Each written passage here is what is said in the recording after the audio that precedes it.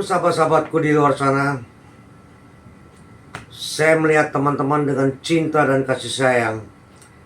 Tema kali ini saya sebagai pendakwah dengan tema ayat kursi. Nah, ayat kursi itu saya akan menerjemahkan dalam bahasa Indonesianya ya. Artinya, Allah tidak ada Tuhan yang berhak disembah, melainkan Dia yang hidup kekal, lagi terus-menerus mengurus makhluknya, tidak mengantuk dan tidak tidur. Kepunyaannya apa yang di langit dan di bumi.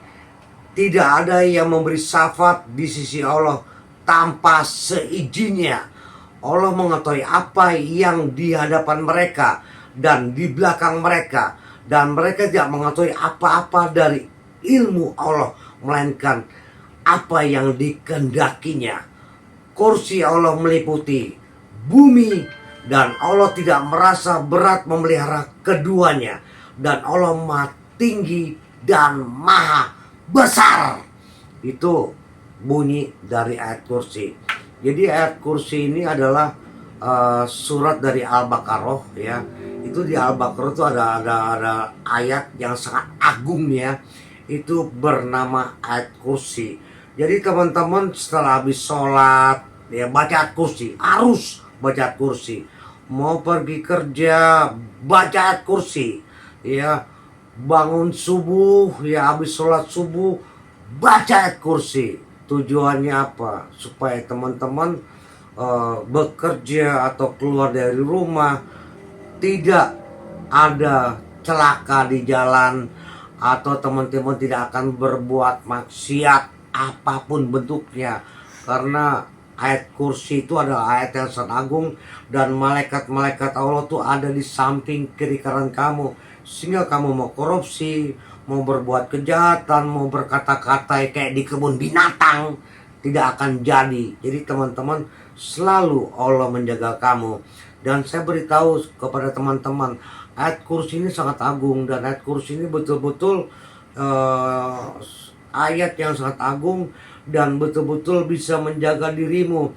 Teman-teman mau berbuat maksiat, teman-teman mau mencuri, teman-teman mau korupsi, tidak jadi, karena Allah menjaga kamu. Dan Allah sangat melihat semua perbuatan-perbuatan hidup kamu di dunia. Yang baik pun terlihat, yang buruk pun terlihat, dan kau lakukan itu.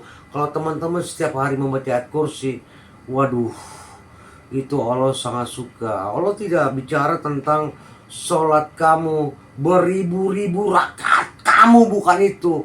Tujuan sholat adalah supaya kamu menjadi manusia yang berbudi luhur, supaya kamu menjadi manusia yang beriman, supaya kamu menjadi manusia yang menjadi hamba Allah, yang betul-betul melaksanakan perintah-perintah Allah dan menjauhi larangan Allah Subhanahu wa taala.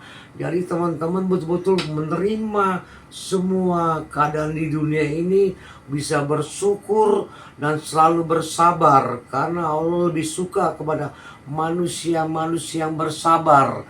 Jangan mengejar dunia. Kalau teman-teman mengejar dunia bagaikan minum air satu samudra, tidak akan pernah puas. Jadi teman-teman harus mengejar akhirat, membaca ayat kursi setiap hari. Setelah sholat subuh, nomor satukan Allah SWT dulu, baru urusan dunia. Baru bekerja, jangan kamu nomor satukan urusan dunia. Bekerja, kalau ketemu bos kamu pagi hari, good morning man, good morning sir, tapi kamu tidak pernah greeting kepada Allah, good morning Allah SWT, tidak pernah. Jadi kau selalu menurut perintah bos-bosmu yang kau bekerja. Jadi seharusnya teman-teman harus bersyukur dan selalu mengucapkan good morning Allah SWT. Terima kasih ya Allah SWT telah memberikan saya hidup, telah memberikan roh, memberikan nafas di pagi hari ini sehingga saya bisa hidup. Itu nomor satu. Sehingga kenapa bos kamu bisa sayang pada kamu? Karena Allah ikut campur dalam pekerjaan kamu, sehingga bos kamu itu akan mengatakan I like you sahabatku, I like you karyawanku, I like you karyawanku. Jadi semua itu karena Allah ikut campur dalam pekerjaan kamu. Jadi teman-teman itu harus menomorsatukan Allah Subhanahu wa taala. Jangan tidak, karena Allah yang punya langit dan bumi dan isi bumi. Apapun perbuatan kamu, kamu mau ngumpet, mau kayak apapun juga, Allah bisa membaca hati kamu. Hati kamu terbaca. Kamu berlagak alim, berlagak sholat, tapi kamu berpura-pura, Allah sangat tahu. Jadi kalau mau datang kepada Allah Subhanahu wa taala, kau harus sucikan hati kamu.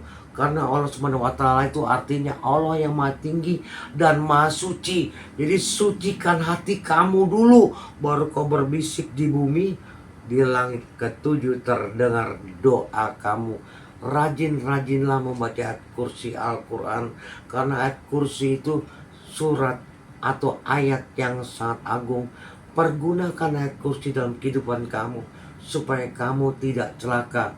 Saya sebagai pendakwah berpesan kepada teman-teman, pergunakan kekuatan Allah Subhanahu wa taala dalam kehidupan kamu sehari-harinya. Karena kekuatan Allah Subhanahu wa taala tidak ada batas. Jangan meninggalkan Allah Subhanahu wa taala sehingga kamu akan ditinggalkan juga kepada Allah Subhanahu wa taala. Jadi selalu bersandar, selalu hop kepada Allah Subhanahu wa taala. Bersandarlah kepada Allah Subhanahu wa taala. Kamu tidak selamanya muda, pasti kamu akan tua dan mati. Kalau kau mati, kau akan mendapat syafaat dari Allah Subhanahu wa taala karena kau tiap hari meneruskan perbuatan kebaikan di muka bumi ini. Bukan sholat kamu, bukan ribuan rakaat kamu, tapi sholat dan ribuan rakaat kamu tujuannya supaya kamu menjadi manusia yang baik dan menyebarkan wahyu di muka bumi ini. Lakukan itu, lakukan itu. Jangan sombong dengan ilmu pengetahuan kamu dan ilmu agama kamu.